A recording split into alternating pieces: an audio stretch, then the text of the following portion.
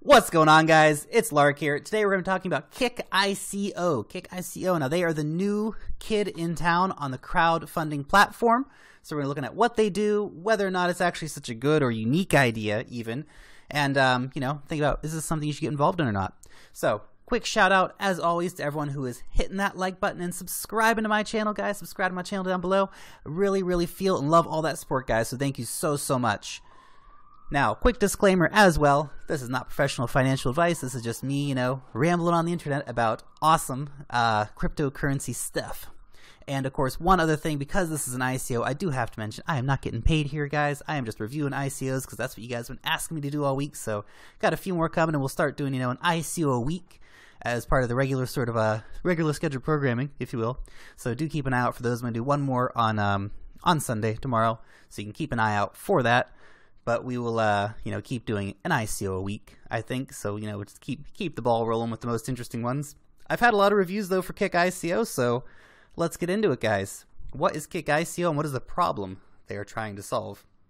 Now, Kick ICO, what is the problem? The problem is, as they state, Kickstarter and Indiegogo, the commission's too high, the fees are too high, they're too geo-specific, too many failed projects, and of course it overly favors big companies with great marketing. Now, that last one I can definitely, in fact, I can agree with all the points, obviously. Though, if you've ever gone to Kickstarter, you've probably seen, there's really cool companies that have done 10, 15, 20 successful Kickstarter campaigns. Have made a lot of money. There's just design companies out there. That's what they do. They come up with cool ideas and then they make them and put them on Kickstarter. Great. There's other people who have no idea what they're doing. Put something on Kickstarter, get money, and just run away with the money. Kickstarter, fees are pretty high. Obviously, not everyone can always participate all around the world. It's country specific as well. So, I don't necessarily know how Kick ICO is going to not favor companies with great marketing. I think that's still going to be a thing even on their platform. They do have some fail-safes in place, though, to stop that failed project problem of, them running off with your money. You'll get sort of Kick tokens as a hedge against any failure of a project. So that's nice. That's certainly better than nothing. The one bonus that Kick ICO's got going here is that their product's already working. It's not a theoretical thing. They're releasing in October. It's already a working thing. In fact, they're launching their own ICO on their platform. So you can actually come over and invest on the Kick ICO on their own platform, which is great. It's a nice novel idea. Of course, not totally unique, but I'll take it. Not that it's, massively complex, I think, to set up such a website, to have a crowdfunding website. So, it's not such a big thing, but they have been in development for quite a while. Now, one great feature as well is that the Kick coin is really going to be a community-controlled thing. That's one thing they really want to push, is community control, community involvement. They want to make it really convenient for people to launch ICOs. They want to make, of course, crowdfunding convenient. They also want to do what's called crowd investing. It's called crowd investing, so that's where, you get small people from the crowd, essentially, to invest in your company. A little bit different from crowdfunding, where you just get a product, right? You do crowdfunding, you get a game, you get a t-shirt or whatever, right? So it's a little bit different in that way. But they're doing all three. Obviously, the ICOs will probably be the most popular, but there's a lot of competition coming up. We were just talking about Comsa the other day. Of course, Comsa is a little bit different. They're trying to bring, real-world companies into the crypto space, but still, other people are doing it out there, so it's not totally unique, this idea. But nevertheless, I'll take it, have a look at it. So, obviously, smart contracts, tokens, they want to have their Kick economy. Can we call it Kick economy? Is that how they say it? So they want to have their own economy within the Kick network.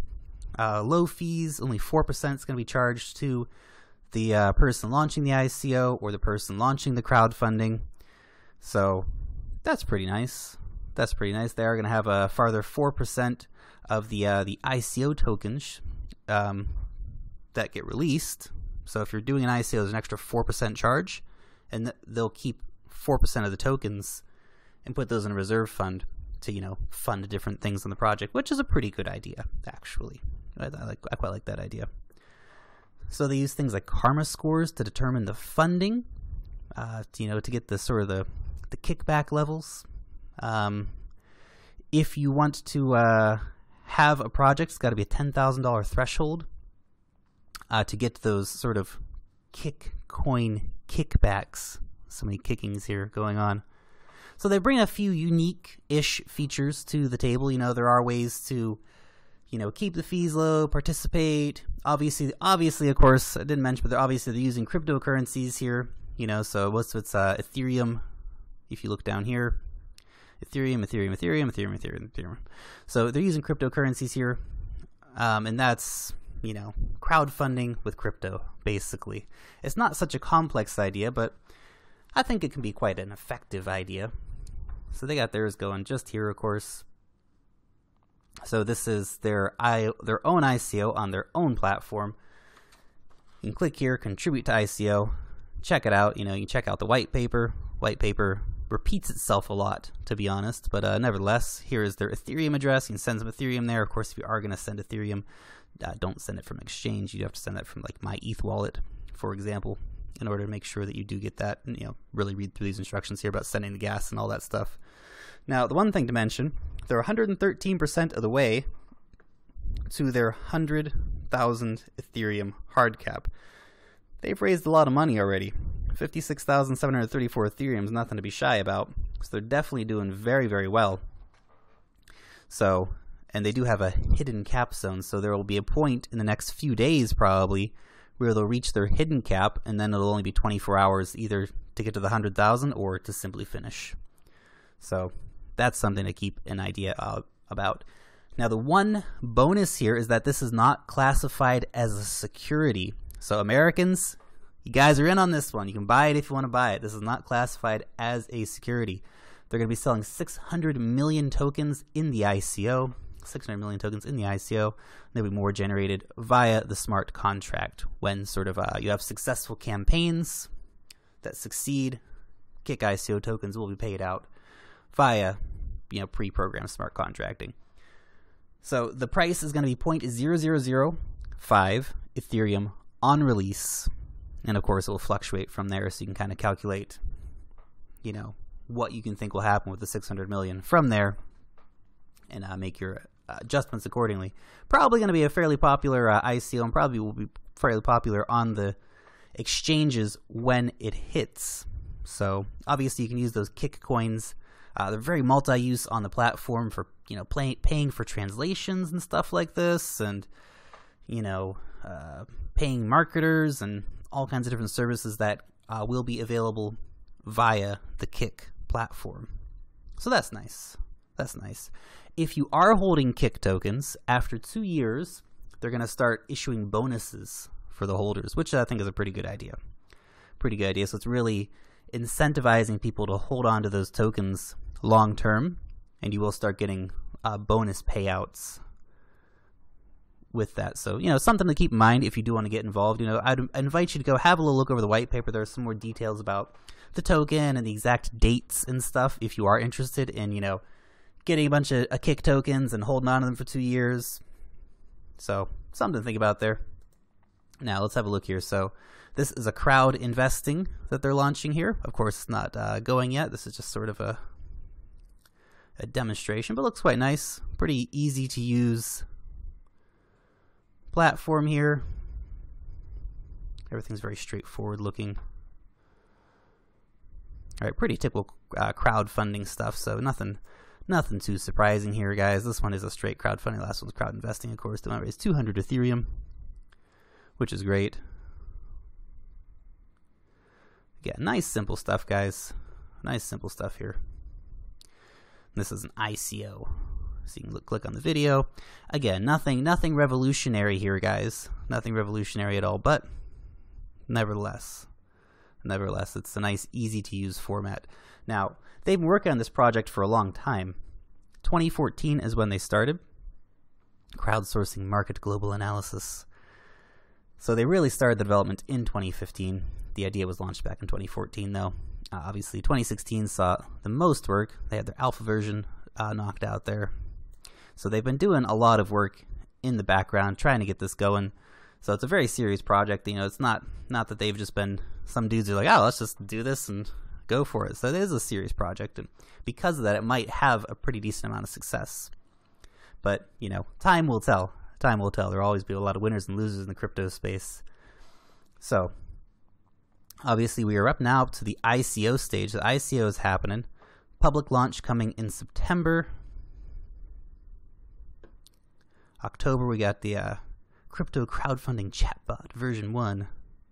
Crowdfunder community launch, sharing widgets, all kinds of stuff, reward system launch. So a lot of stuff happening with this coin over the next few months. By the end of the year alone, there should be a lot of value added to this coin. So that's something to keep in mind. And the coin here, the founder and the CEO is Ante Danilevsky. So he is a longtime sort of game and enthusiast. He's working in IT, so it'll be interesting if these guys can pull it off or not. I'm going to go down here and have a look. Yes, we got the founder of Bancorp is an advisor on this, so that's quite nice. They've got a lot of good partnerships, right? So they've got the guy from Coin over here as well, CEO and founder. So they've managed to get some attention from some good people. CoinHills guys have got on board as well. And, you know, that is fairly important when it comes down to it, because that means that some people are pretty interested in their project. They think it's a good project, and, you know, that it has legs and will go somewhere. So that's good to see. That's good to see. Definitely do like that. Now, of course, they've got competition. They've got competition. Fundyourselfnow.com. So, you know, these guys are doing it. Cryptocurrency crowdfunding platform. Of course, as I mentioned in a video earlier this week, the Cat Whiskers publish party. That's great. That's great. Thank you, Campfire. Obviously, Campfire, they are going to be doing their ICO on Comsa soon. Now, it's not a crypto-only site like Kick is trying to be. They're a real-world company that is then venturing over into the crypto space. So, not quite an equivalent, but a bit equivalent. So, a few criticisms I have is that the name, they could have really done much better with the name. It's just too close to Kickstarter. Really. They could have found something much more, I don't know, interesting to name. And that might sound like a silly criticism, but really. Kick or Kickstarter? Why couldn't they named it, you know, I don't know, Punch Up or something, or whatever, you know, something a little more unique. It's just too similar to Kickstarter. The white paper promises a lot and gives a lot of really good numbers. And, you know, it's one of those criticisms I have in general of white papers for cryptos, is that a lot of them, I mean, if anyone out there has ever written a business plan, you know, one of the things you need to do is actually really assess your competition, talk about the risks, and no one really does that. They'll just say, yeah, we're going to be awesome. We're going to make all this money.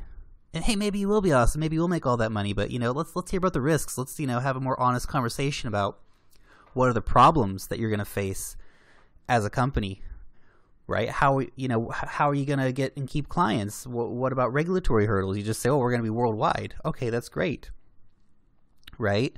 Here you are, you're going to be offering ICOs worldwide. Really?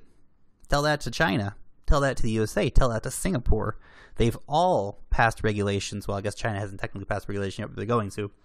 They all have regulations against ICOs for their citizens. So how are you going to compete with that? How are you going to get around that? Are you going to get around that? Or are you simply going to cut those people out? That's something to think about. They've got a plus 4,100% growth target over, like, by 2024 or something, I think it was. That's pretty ambitious. Hey, it's the crypto space. You guys know that can happen. You know that can happen. It's a crazy, crazy place, but, you know, is that overly ambitious? Maybe. Maybe. And, you know, they don't really address their competition either, to be honest. In the, you know, they say, oh, okay, we're going to be better than Kickstarter, and we're going to be better than Indiegogo. Well, okay. They're well-established, well-known companies. In fact, Kickstarter has the name Kick in it and will probably show up in Google searches way before Kick does. That's something to keep in mind. Again, if people can't find you, if you're a niche thing, how much success are you really going to have? Anyway, all my thoughts and opinions, guys. So let me know what you think about it in the comment section down below. This is one that I'm not going to be investing in, but if you guys are interested in investing in this one, make sure you get in soon, because they're going to reach their 100,000 Ethereum fairly soon, I would say, or they're going to reach their hidden cap zone and, trigger the 24-hour finish. So either way, if you are interested in getting involved in Kick ICO, do it sooner than later. If that's something you want to get into, I'm not going to get into it. It's a great idea, and I don't dislike it, but I have too many concerns about it, and I think there's other projects that are more deserving of my time and money. But that being said, it's not a bad project. Anyway, guys, let me know what you think about this. Do you think this is a really awesome idea? Do you think it's really going to, kick off? Let me know about it in the comment section down below, guys. Really curious, as always, to hear what you guys think, and, let me know if I've missed any sort of, glaring, massive features that are going to make this thing the best thing since sliced bread. Anyway, guys, that's all from the Crypto Lark. Long live the blockchain, and peace out. Till next time.